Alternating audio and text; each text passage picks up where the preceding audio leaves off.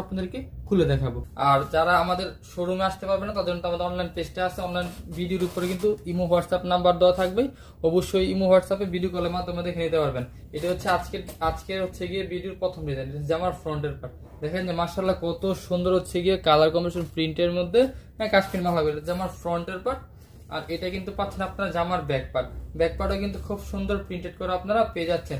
আর হাতাটা কিন্তু আপনারা একটা আলাদা করে পেয়ে যাবেন, এই যেটা হচ্ছে নিচে কিন্তু হাতা কাপড়টা আলাদা করে দেওয়া আছে।